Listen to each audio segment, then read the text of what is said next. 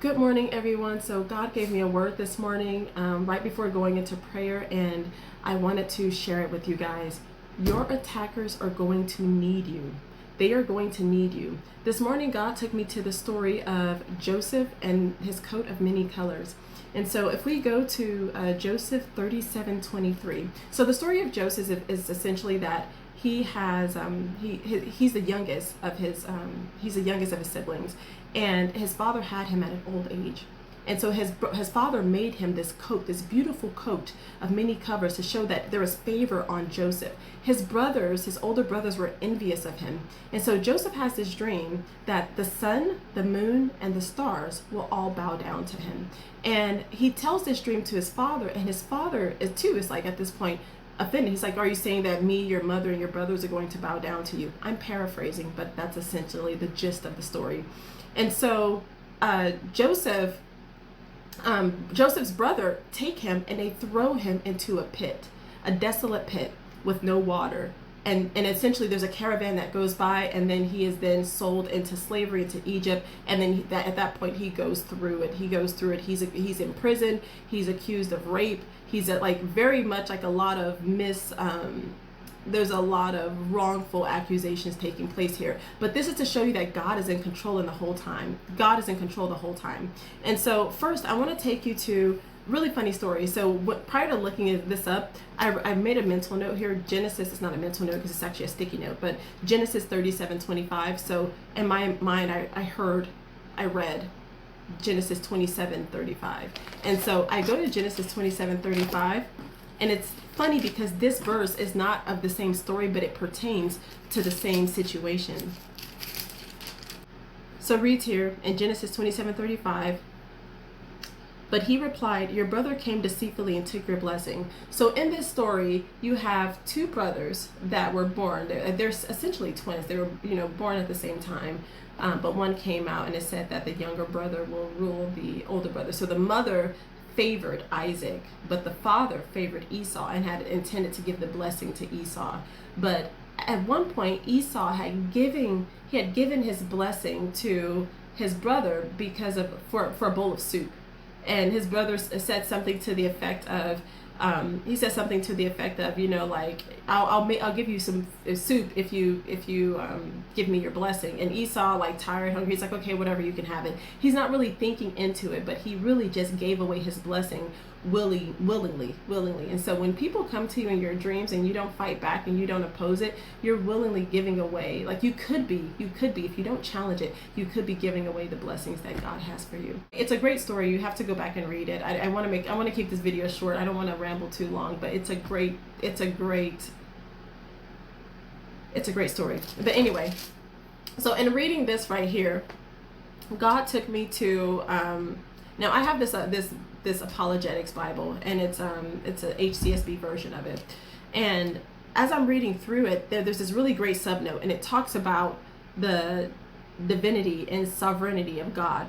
And so I want to read it to you really quick because I thought it was excellent pertaining to this point of how God's will be done. So it says, consider Daniel 4:35, where we are instructed that God does what he wants with the army of heaven and the inhabitants of earth. There is no one who can hold back his hand or say to him, "What have you done?" In light of this verse, 3 observations are needed. First, the first thing, God's rulership is the exercise of his will. That is, he decides in advance what he wants to happen so that his will proceeds and directs all that occurs. That's the first thing. The second thing is that he exercises his will universally over those in heaven and all the inhabitants of earth. There is no place where his will does not pertain or is not exercised. That's the second thing. And the third thing, which so far is my favorite point that they make here, there is no creature of God that can thwart the fulfillment of God's will or charge God with wrongdoing. There's no creature, meaning he created everything, so there's no one or nothing on earth that can thwart the fulfillment of God's will or charge God with wrongdoing. In short, God's rulership by his will is absolute, universal, and effectual. Your enemies cannot change your destiny as long as you're pursuing God.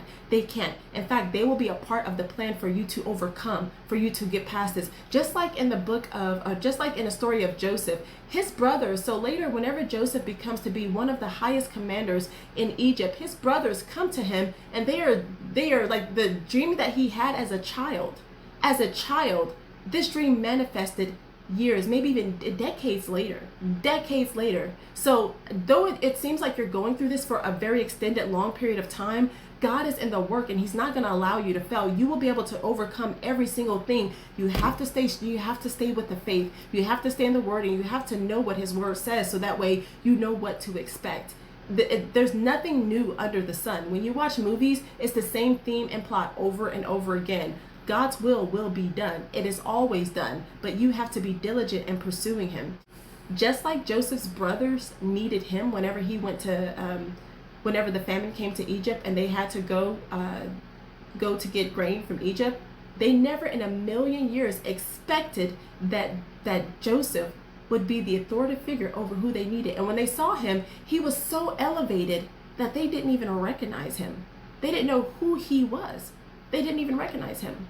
And so that just shows you how God's work. God will continue to elevate you, and he will use your enemies as your stepping stool. Because if Joseph would have never been sold into slavery, he would have never been put in that position. We see this theme time and time again. We think about the stories of David, King David. King David went through it. He, from a very young age, from childhood, God has said, okay, you're going to be a king. He didn't become king until like a while later. Like he had to fight off enemies. He had to fight off everything. Like he went from being like praised by the people, you know, from killing Goliath, to being hated by the king.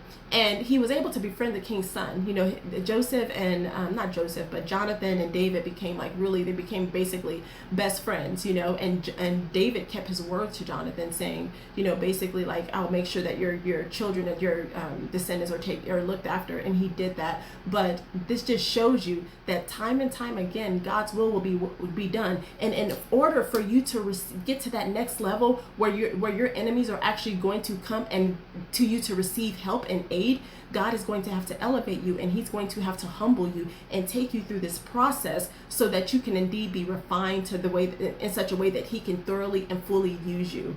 So I really hope that this revelation was helpful to someone. I really hope that it blessed somebody.